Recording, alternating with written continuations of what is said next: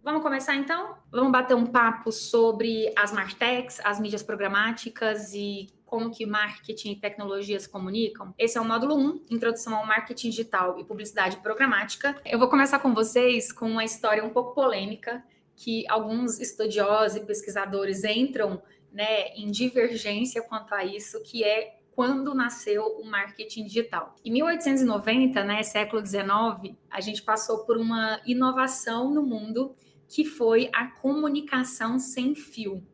Então, a primeira iniciativa que a gente teve de comunicação sem fio, e aí eu abro parênteses, porque os críticos dizem que a comunicação via pombo-correio já era sem fio, e aí por isso que é questionável essa história do início do marketing digital. Mas agora, falando mesmo de inovações tecnológicas, a telegrafia sem fio, ela foi um marco muito grande do ponto de vista de influência na decisão de compra dos espectadores. E aí, por que eu digo isso? Porque foi, de fato, quando começou a se comercializar os primeiros equipamentos neste formato sem fio, que a gente conseguiu ver uma evolução de como a comunicação acontecia. E marketing está ligado à comunicação. Então, muitos pesquisadores, eles consideram que marketing digital é aquela comunicação que é feita por meios não analógicos, Então, se a gente está falando da telegrafia sem fio, essa poderia ser a nossa primeira iniciativa e existência de um marketing digital. É polêmico, eu vou deixar vocês decidirem qual linha seguir, mas eu vou mostrar para vocês também que existe uma outra linha do tempo que começa bem depois, que também outros estudiosos dizem que a história do marketing digital aconteceu ali. Um dos grandes estudiosos que eu tanto tenho falado é Philip Kotler, e eu imagino que vocês já tenham escutado falar dele, porque ele é o guru e o papa do marketing, não necessariamente do marketing digital, mas do marketing como um todo. Ele tem uma trajetória profissional e uma carreira magnífica, muitos livros já escritos, se eu não me engano, ele tem mais de 60 livros publicados, e sem contar a quantidade de artigos, que são centenas. Então, Kotler, ele fala sobre o início do marketing digital com a popularização da internet. Veja bem que ele não menciona com o início, com o advento da internet, e sim com a popularização, que aconteceu anos depois, Então, antes da internet, o marketing tradicional, ele dependia de mídias impressas, ele dependia de anúncios televisivos, de rádio, e a internet possibilitou para a gente uma gama de novas opções e outros jeitos de se comunicar e outros jeitos de consumir informação também. E a gente conseguia a penetração esperada deste mercado, principalmente com a televisão, que é um veículo de comunicação em massa, mas a internet conseguiu trazer para a gente uma gama de novas ferramentas, outras maneiras de consumo de informação, então em formato de vídeo, em formato de imagens, infográfico, animações, e tudo isso possibilita para a gente uma riqueza na maneira de se comunicar e na maneira de transmitir a nossa mensagem para que ela chegue assertivamente aonde a gente deseja chegar.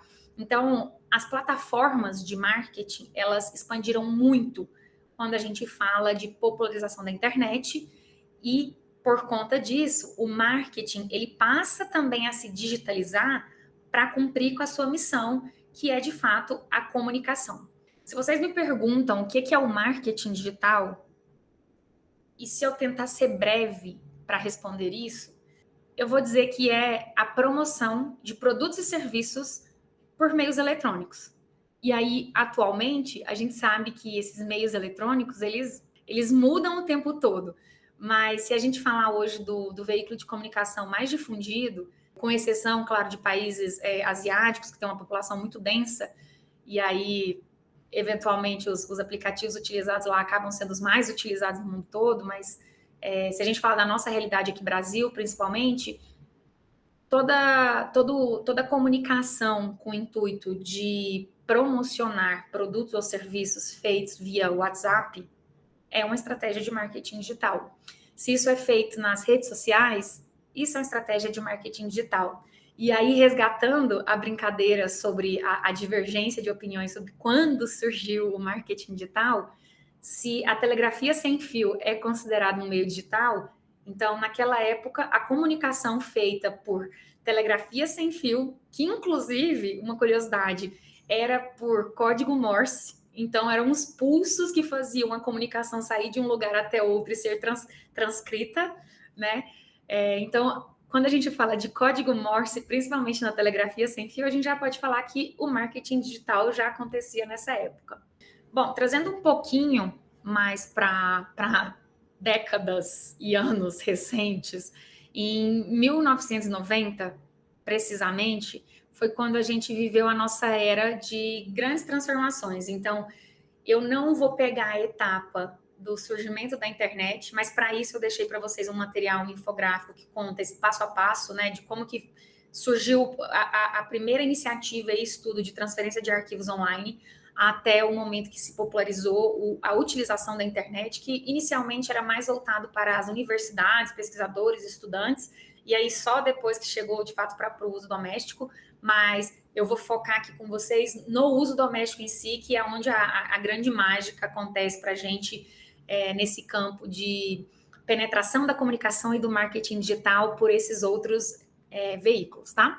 Então, em 1990, de fato, o grande marco é quando a gente consegue fazer transferências das páginas web para navegadores, e aí isso é conhecido pelo famoso www, que é World Wide Web. E por conta desse formato de transferência, né, de páginas, informações, arquivos para navegador, a gente teve o primeiro browser que foi realmente utilizado e difundido, chamado Mosaic, e ele passou a funcionar no Windows. E aí, meus amigos, a partir disso a história fica muito boa, porque em 1993 aconteceu o primeiro disparo de e-mail marketing spam. Em 1995, a gente teve um marco no Brasil que foi o primeiro buscador que de fato se popularizou, que foi o KD. Fora do Brasil, a gente já tinha muito bem difundido o buscador do Yahoo, e aí no Brasil depois o KD acabou sendo adquirido pelo Yahoo. Mas esse marco para a gente aqui é muito importante porque o jogo muda a partir do momento que eu tenho nesse espaço virtual um local que concentra as informações e que consegue me trazer a informação que eu estou buscando, né? Então, hoje, obviamente, a gente sabe que o líder de mercado é o próprio Google, mas lá em 1995, quando a gente estava passando por todo esse processo de grandes transformações, o KD era o buscador mais utilizado por todos os brasileiros. E aí, em 95 também, teve outro fato muito marcante, que foi o lançamento do Windows 95, que foi o Windows, até o momento presente, a gente está em final de 2023, início de 2024, o Windows 95 foi o Windows de maior comercialização. Eles venderam 7 milhões de cópias em uma semana. Foi a divulgação mais massiva da Microsoft até os dias de hoje. Nunca se teve um resultado tão expressivo em tão pouco tempo. Mas ainda que o Windows 95 seja super relevante e traz para a gente um combo, né, de ser na mesma época que as pessoas estavam utilizando fax, modems, e-mail marketing, né, chamado de correio eletrônico na época, por mais que isso seja extremamente relevante aqui para a nossa linha histórica, o que eu acho mais legal e o que eu queria que vocês entendessem é que o Windows 98 foi a primeira versão do Windows desenhada para uso doméstico. Então, por que na minha visão, 1998 teve o evento que foi o grande divisor de águas? Porque aí sim a internet sai de um público seleto, né, no quesito uso, e entra na casa de uma maneira mais popularizada e mais massificada dos brasileiros. Então, a gente começa a ter o surgimento de lan house, cybercafés, tudo isso para democratizar o uso, né, dessa nova funcionalidade, dessa nova ferramenta. E esse boom dos anos 90, ele culmina ali, né, em seu auge, quando a gente tem plataformas, softwares e hardwares muito mais democratizados e popularizados, né, para esse uso doméstico. Então, quem vai se lembrar aí do modem de internet de escada, né? Que inclusive quando estava funcionando, caía a rede telefônica, era um ou era outro, a gente tinha que escolher, mas enfim, a novidade sempre prevalece. Mas a gente teve, e aí só para quem é das antigas que vai fazer esse sentido, porque claramente as gerações atuais já nasceram, né, ou já viveram funcionalidades muito mais modernas e otimizadas para a troca de mensagens instantâneas, mas ali na década de 90 era o ICQ, era o Mirk que fazia essa comunicação e a utilização da internet ser tão interessante. Quem se lembra ou quem jogava Paciência, Campo Minado, eu me lembro, inclusive, que tinha um joguinho, me falha a memória agora, que eram 2 canhões que ficavam jogando a bolinha um no outro para acertar. Eu tenho dúvida, quem está assistindo agora essa aula é dessa época? Viveu nesses primórdios que eram tão interessantes por justamente serem tão inusitados e inovadores no nosso estilo de vida, que hoje parece uma besteira, mas que na época era de fato um entretenimento muito rico para a gente que estava iniciando essa jornada no mundo digital.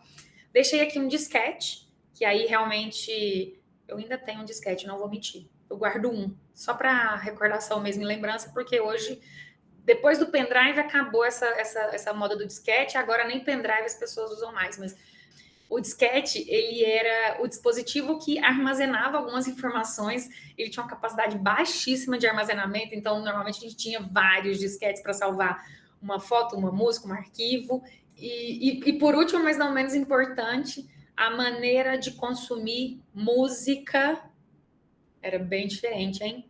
Spotify que o diga, né? Porque na época o software mais utilizado para consumo de música, para fazer downloads e conseguir apreciar isso, né, do seu computador, era via o Winamp.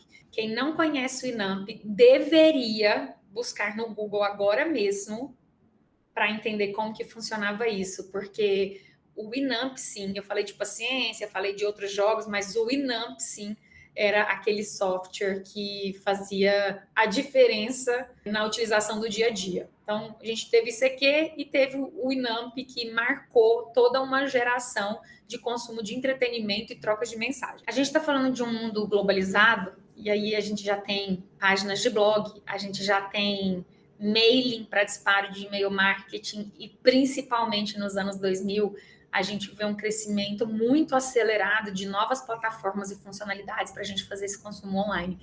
A gente tem a criação do LinkedIn, Facebook, YouTube, Twitter, que agora é X, depois da aquisição de Elon Musk. Algumas pessoas, eu acredito que ainda tenham dificuldade de falar X e continuam falando Twitter. Eu confesso que eu sou uma dessas.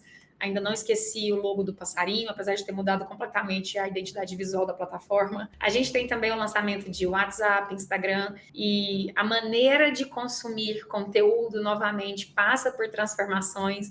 Então, a gente ficou uma era muito grande consumindo textos com blogs. Depois, a gente passou por essa transformação no consumo de vídeos mais longos pelo YouTube. Quando o Instagram chega, né, e até mudando um pouco a característica de interação dos usuários, que antes compartilhavam informações pelo Facebook, quando chega o Instagram, a gente começa a compartilhar informações com imagens.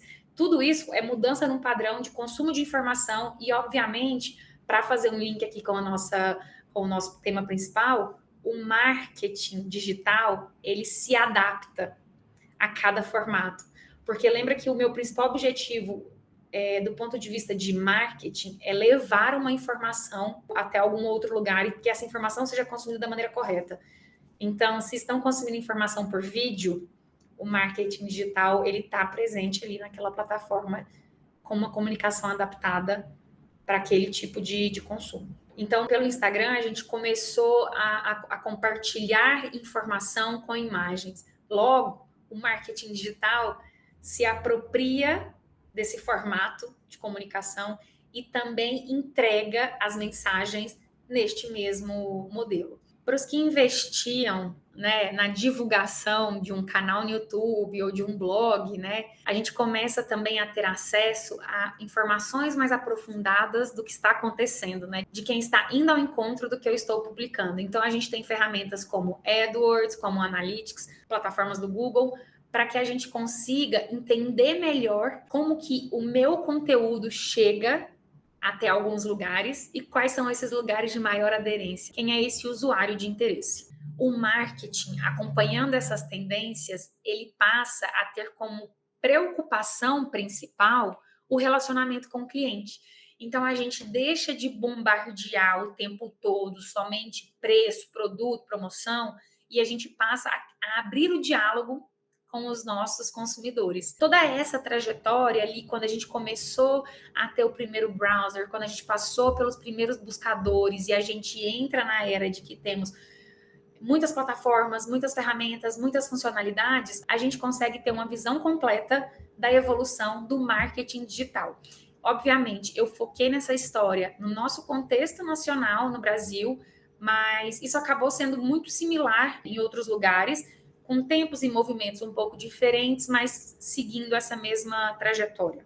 Para a gente fechar esse capítulo de evolução de marketing e retomando o guru que eu mencionei para vocês antes, eu recomendo para vocês 3 leituras. São leituras mais densas, porque, de fato, o Kotler, ele se aprofunda, né, no material que ele entrega para o mercado, mas são livros que vão complementar o conhecimento que ou vocês já têm, ou vai contribuir para a aquisição de novos conhecimentos sobre marketing digital.